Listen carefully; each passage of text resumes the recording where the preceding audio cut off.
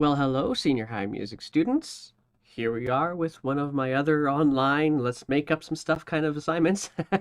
Actually, this is a really important assignment because it helps you understand how all the harmonies actually work in the music that we play, how to write your own when you decide you want to write your own song, all of that stuff.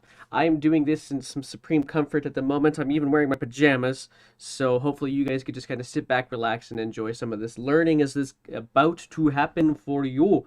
All of the learning is about to happen. Yeah, das ist gut. Okay, so first things first, I'm going to bring up to you the assignment here. So this is the Harmonizing a Theme assignment. You should have this paper already. If you don't already have it, it's in the Discord, or at least the link to it is in the Discord. It's also at music.ndcfinearts.ca/creating. It's the easiest way to get to it. And so we're just going to kind of burn through what this assignment looks like. Basically, what's going to happen is I'm going to be giving you a theme. You don't have to write anything new. I've given you the theme. I've written the theme out myself. Deal with Mr. Windsor's theme. And you are going to write a bass line and then a harmony to make it all beautiful. Now, tools to do so, and probably the easiest tool to work with is flat.io. Now, I've used Noteflight, I've used Finale, I've used all sorts of different things in the past. Flat.io seems to be the best one now and is also free and easy to log into. So that's what I'm going to demo for you first. And that's what it says. And as you're going through this, the tools you're going to use, I guess let's go through that real quick too. So down here, zoom in, zoom in, zoom in, work with me machine. I promise you, you will work with me. There we go. Got it. Okay, so most of you work with instruments that only play one note. All that stuff is already written into the paper. So if you're a wind or a strings player, you really ought to consider using flat.io. You could be successful without it, but it's going to be a whole lot harder to do that. Unless you can find another way, like maybe you can work with a partner playing the same instrument. Actually, you don't even need to have them play the same instrument. I've given it to everybody anyway. But working with a partner might do this trick, and that's totally cool.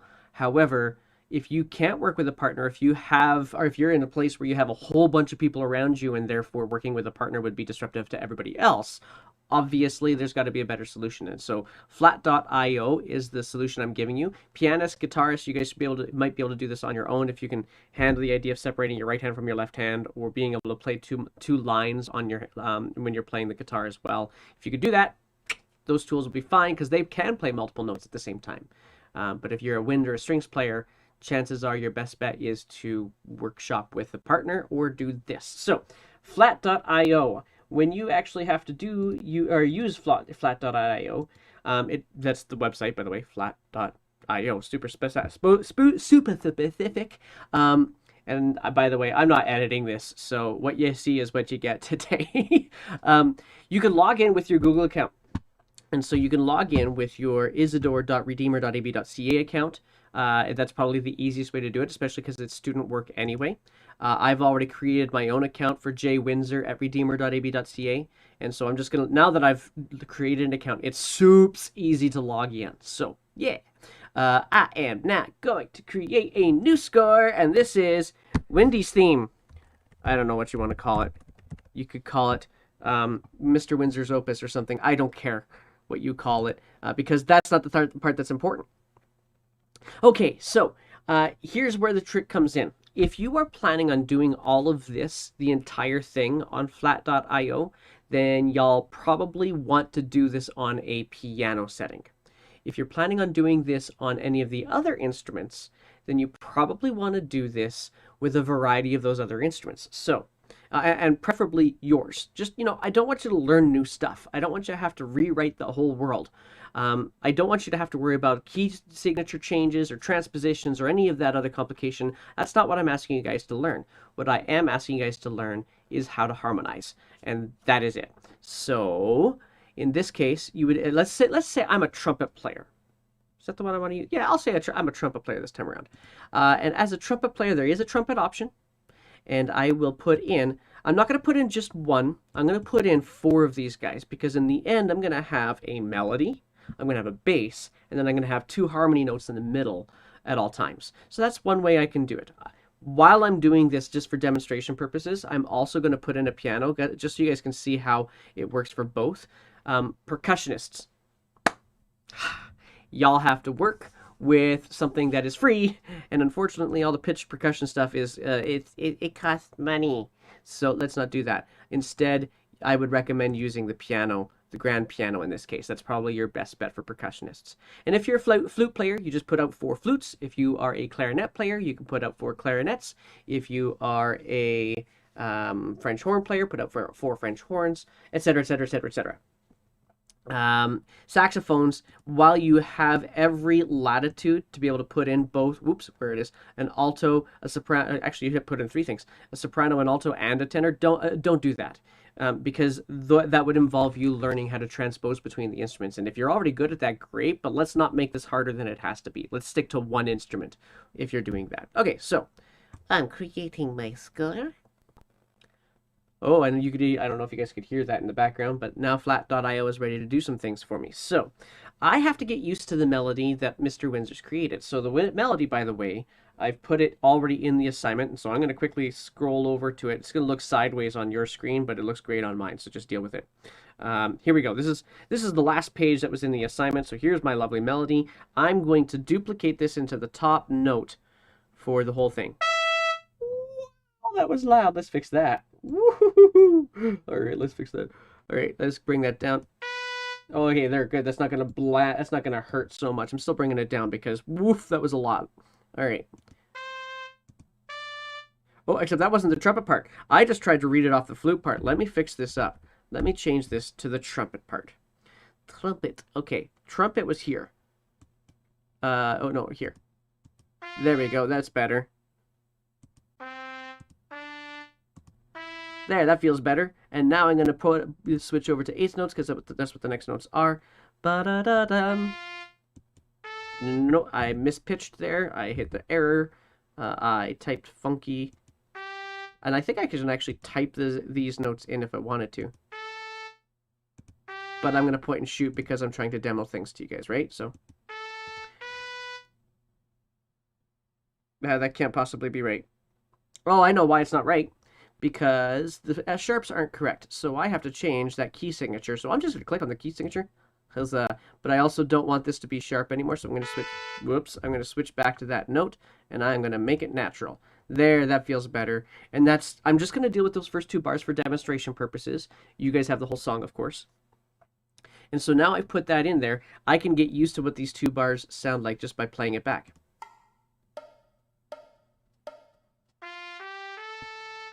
Oh, I guess I should rewind. Let's rewind all the way back to the beginning. There we go, that's better.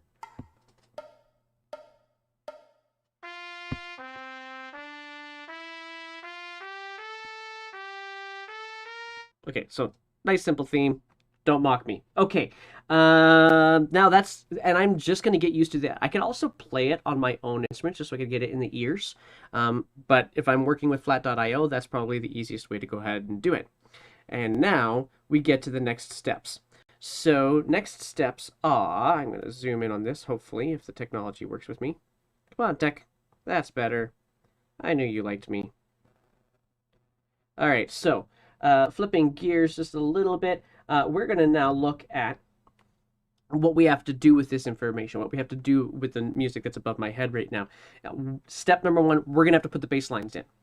Bass line is the most basic thing you could do. Okay, fine. It is foundational, though, and it is important that we have that, because if we don't know what the bass line is supposed to be like, then we can't make a really great harmony.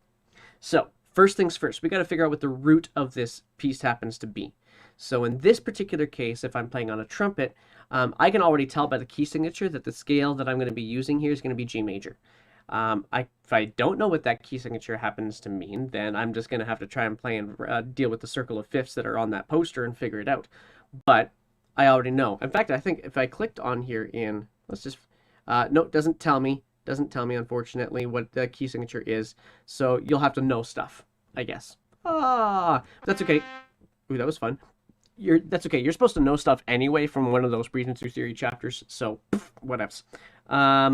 Nonetheless, I guess I should also put that melody into the piano part here. Let me just do that real quick too, because the piano part, I'm going to do this on both sets, right? For people who can read concert pitch and people who can read trumpet, because it will make a big difference. Just bear with me, guys, as I finish typing these in. There we go. Yeah. Got it. Cool. That's as far as I'm going to go. So now if I were to play this whole thing, I'm going to hear both the trumpet and the piano. But I would never ask you guys to do both. I'm only going to ask you guys to do one of them.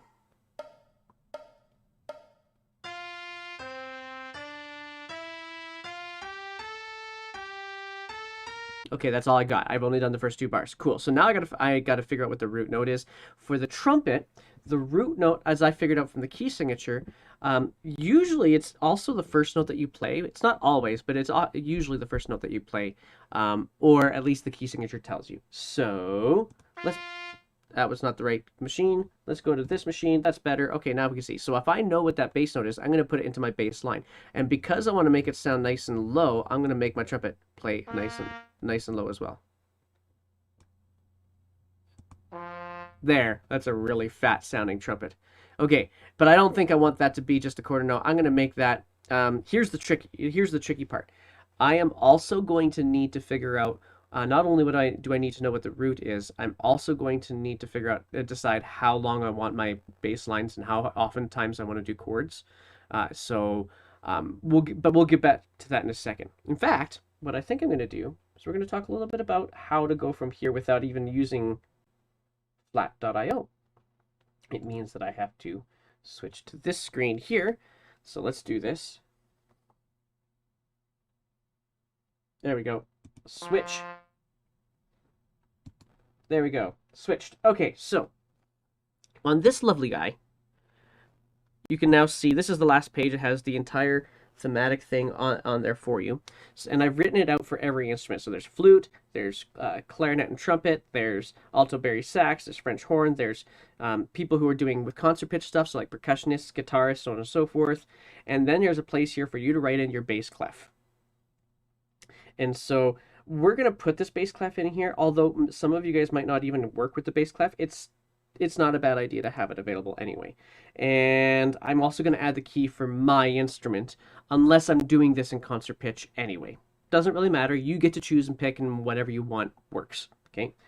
On this paper, I'm going to do a little bit of everything. I'm going to go with concert pitch here, but I'm also going to write all my information here. So for the flute, I already know key signature, first note's telling me that the bass note's probably going to be F. For clarinet, trumpet, tenor sax, same key signature as I have on flat.io. I know the bass note's probably going to be G. And for alto and bass sax, first note, key signature tells me it's going to be D. French horn, first note, key signature tells me the first note's going to be C, and then concert pitch is F. Okay, cool. So that's just what the bass note is for everybody. I've just gone through that really fast. But now what I have to do is I have to figure out what are all the possible chords that we have available that we might end up wanting to be using in our bass line. And so that's where you guys go back to the first page again. Let's pull that up, because that first page has some really great answers for you on that. Right down here, the dominant is a really important one. The subdominant as well. People who are like, oh, what's that mean again? Go back to breezing through. Seriously, the answer's there. But I'm going to be nice. The dominant is the same thing as saying the fifth of the scale. The subdominant is the same thing as saying the fourth note of the scale. And then on the next page, it tells us that we can also use the mediant and the submediant more often than not. Okay, so like the mediant is the third, but submediant is more common, and that's the sixth. Those will be the most common notes we'll use in our bass line.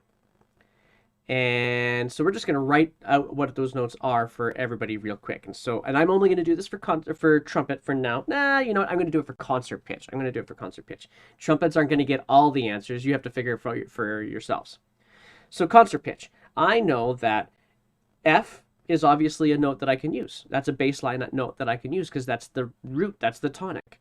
But another one I can use, I'm actually going to write this at the top. I can use, let me make that pretty so you guys can see it. There we go. I can use F. I can use the dominant, which is F, G, A, B, C. That's the dominant, fifth note. I can use the subdominant, F, G, A, B flat. And I can use the submediant, which is the 6th, so F, G, A, B, C, D. And I can use the mediant, F, G, A. Those are all the bass notes that I'm allowed to use. Okay. Alrighty. And then the oh, that was the wrong machine. This machine. Huzzah. Okay, there we go. And so now I have to start putting them in order. And so I have a lovely little checklist here. And this checklist is actually very, very helpful. So first thing I need to do is establish the key. So establishing the key is basically like, whoops, that was a really, whatever. It's angled. Just deal with it. Establishing the key is just a fancy way for us to say, make sure the audience knows what note you're starting with. Make sure that they know, kind of have this tonal center, this idea of where the music's going to be. And so establishing the key usually just means make the first bass note of your song the first note of the scale. Super easy, because then everybody's going to hear that note and be like, that's the height that I'm going to have to sing. And so that's establishing the key. And so that'll be the first note in the first bar, and then I'm going to find a place for the dominant. Now it tells me in some detail here. I'm actually going to switch screens again because I think it's going to be a little bit easier for me to make this. Oh no, it's not going to make it any easier. Never mind. That's okay. Find a place for the dominant. The vast majority of the songs have the dominant in an important place, like at the end of a phrase or at the beginning of a phrase. And so if we go to our melody, which is right here, we can actually quickly count through this and say, I'm familiar with the fact that this is actually an 8-bar theme with 4-bar phrases. 1, 2, 3, 4, chunk, and that's where my phrase actually ends up being. So ta ta ta ta ta ta ta ta ta ta ta ta ta ta ta. Oh, don't blame me. Whatever. But that's, I can tell that that's where my phrase ends. And so I have a choice. I can put my dominant somewhere here-ish, or I can put my dominant somewhere here-ish. Okay? And that, of course, is based off of what instrument I'm playing. So my personal choice is that I'm going to put my dominant right here. So I know that my first note in my bass line is going to be an F. I'm not even making it look pretty. I'm just putting the letter name there. My last note in that phrase is going to be a C. I could put it there, or as I said before, I could also put it here. But I am not wanting to do that, so I'm just going to put it there. And that's a personal choice. You get to choose. Okay? And now I'm going to go back again. And so back here again, we now have established our key. Check. Find a place for the dominant. Check. Now we're going to figure out a way of ending the melody. So first things first. Do we want to make it sound like this melody is actually done? If we want to make this melody sound like it's done, we better end it on that established key. We better end it on the first note of the scale. If I want to make it sound like I've got more music to come, then I can end it on pretty close to anything else, but it's usually either the dominant or the subdominant, the 4th or the 5th. That's usually your best bet. Because I'm being weird today, I'm going to make it sound like it's not yet done. And so I'm going to make it end on, because I'm being super simplistic today, I am going to enter in the 5th note of the scale as the way that I want to finish it. Ka-chunk, right there. There. Now I've decided what I'm doing to end this melody. I am making it so to make it sound like there's supposed to be some more yet to come. The last point that was on our checklist, and I'm not going to flip back, but the last point that's on that checklist is fill in the gaps. So the first decision, this is what I was mentioning earlier, the first decision is, how often do you want the bass to change notes? Do you want to write a new chord every beat? Or do you want to just write a new chord every bar? I personally am a fan of moving every half note. So I'll put a chord here, I'll put a chord here, I'll put a chord here, I'll put a chord here, so on and so forth. That's still a lot for some people. So you don't have to do it as often as that. You can go one chord for every bar, and that's perfectly fine. In fact, what I'm probably going to do is I'm going to do a mishmash. I'm going to put a chord here, and I'm going to put a chord here, and then I'm going to allow 2 chords to happen in this bar. I've already got a C there. I'm just going to allow 2 chords to happen there. Then I'm going to go another chord there, and another chord there, and another chord there.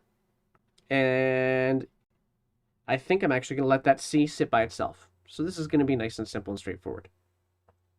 Now that is what I've decided for what I'm going to do, but now I got to fill them in. So I kind of have to go through each of these notes and figure out this is the tough stuff. Right now, I'm going to tell you this is the more complicated things to do. I'm going to have to try and figure out which chords are possible every one of these places. So allow me to demonstrate with a very tiny little bit. Switch back over to flat.io. Flat.io is going to help me hear this to see whether or not I like it. So already I've made a bass note, as I've already shown you. I'm going to put it in both instruments. So here's what it's going to sound like at the beginning of the song. Here goes.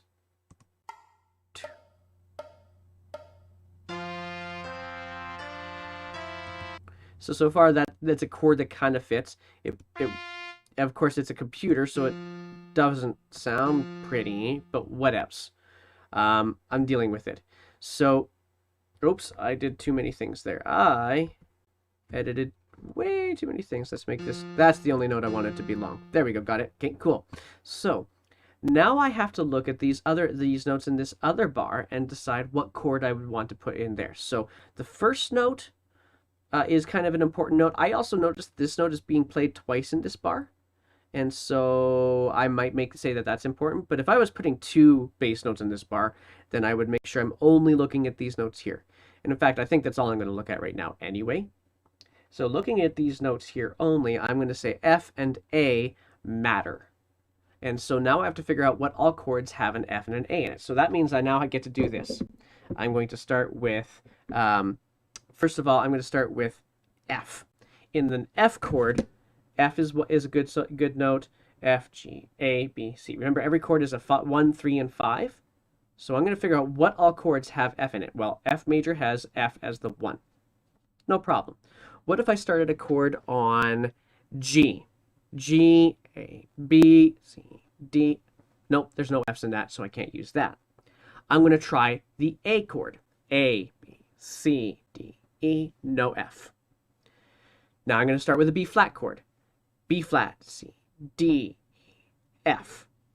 Okay, so that chord is now a possibility. I can use the B flat chord. Actually, all of my options, F, C, B flat, D, and A. So I'm going to try the only other one. I'm going to try one of the other ones here. I'm going to try the D chord. D, E, F. There. Okay, so I could use the D chord as well. And if you want to rewind this video to understand how all that happened, you certainly can.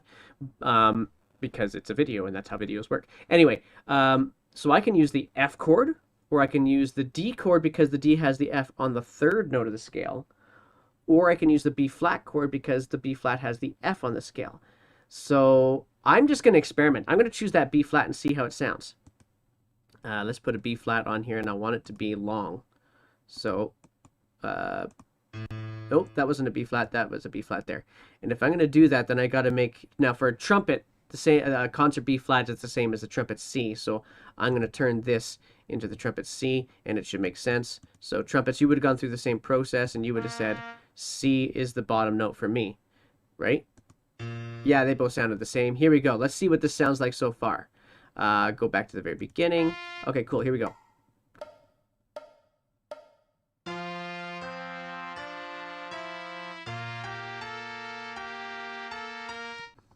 Not a bad idea, but I may as well experiment and see what the other one sounded like with it too, right?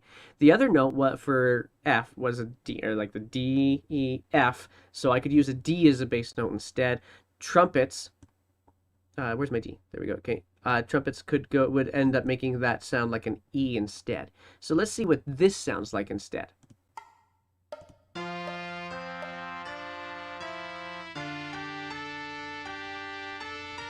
Okay, that's an option as well.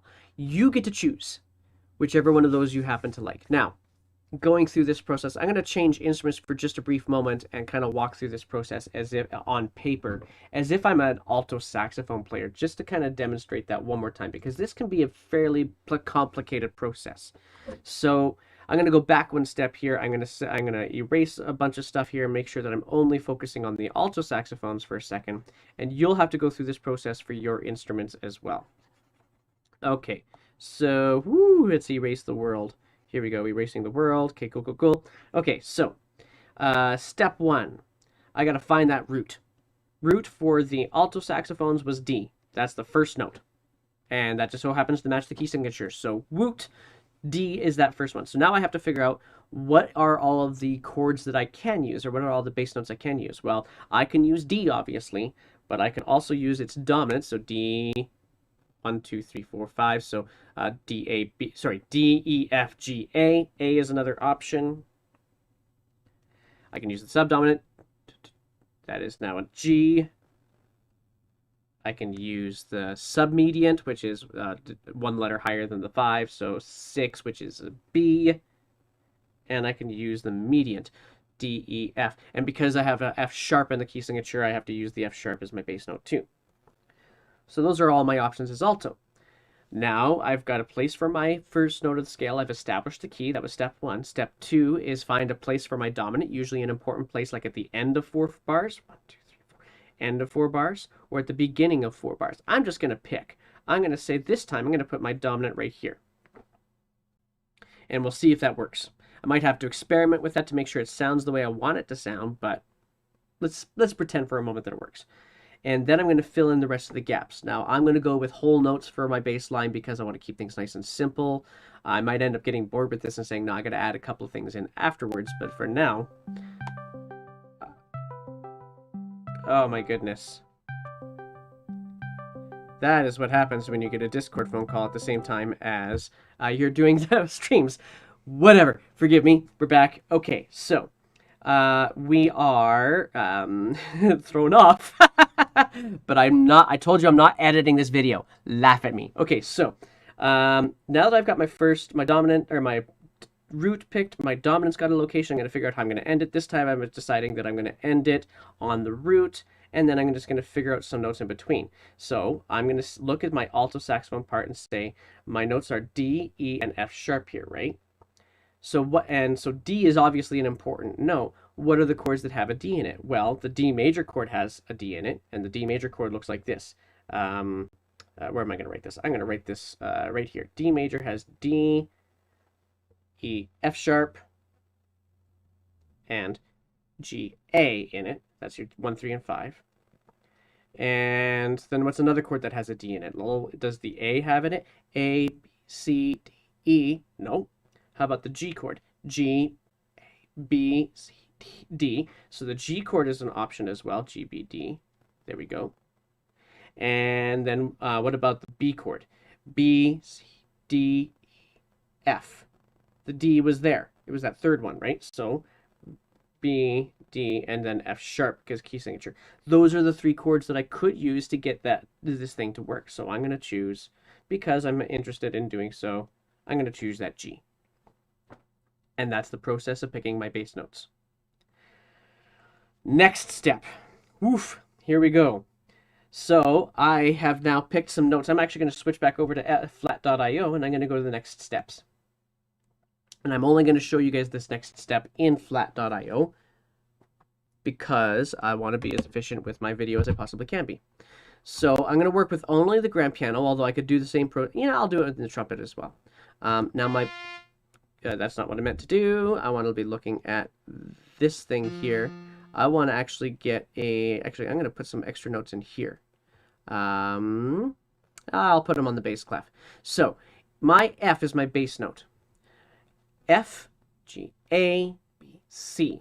I need to have an F, an A, and a C in this chord somehow. I have an F here, I have an F here. That means that I've already got 1 covered, but I don't have the 3 and the 5. So now I need to get the 3 and the 5 covered. So here's 3, here's... Nope, that wasn't 5. Ugh, it did not like me. Let's fix that. There, that's 5.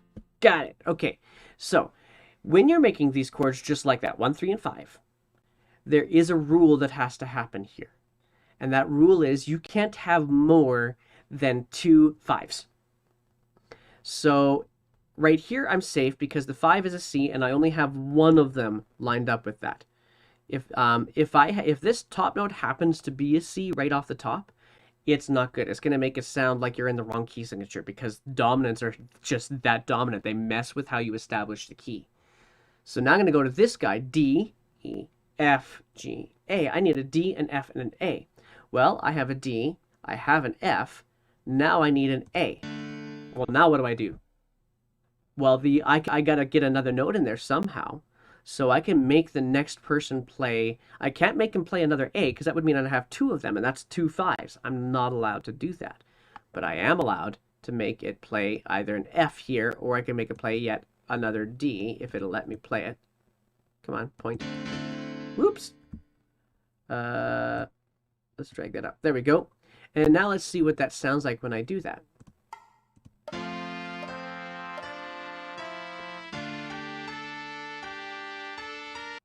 That worked out okay. Trumpets, same story. If you've got 4 lines, you can actually put different voices in different trumpets. So we got a bass trumpet playing a G, G, B, C, D. I need a G, B, D. I have a G and a G. So let's give us a B. Let's make this a whole note. Let's give ourselves a B. And let's give up here also another whole note. And let's make it a D. And now we're going to do the same story in the very next bar. This guy here is an E, so I got to go E, F, G, A, B. I need an E, G, and a B. I have an E, I have a G. Now I need a B. I'm going to put in a B as well. And this guy actually here, he's already playing a B. May as well keep going with it. And this guy here, he can play another E as well if he wants. Sure, why not? We can have that. And it'll sound pretty, theoretically. Let's go find out.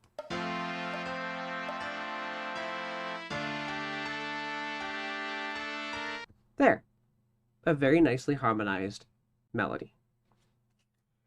And that's your whole process. Now, that's a lot. Go ahead and rewind some things. If you're confused about some things, please ask as well. It's not a big deal if you do. There's a lot in here, guys. However, you do need to hand it in eventually. So when you are ready to hand it in, here's the 2 ways you can do it. Number 1, you can now, oh, sorry, not up there. You can actually share it on flat.io if that's where you were doing it. Share.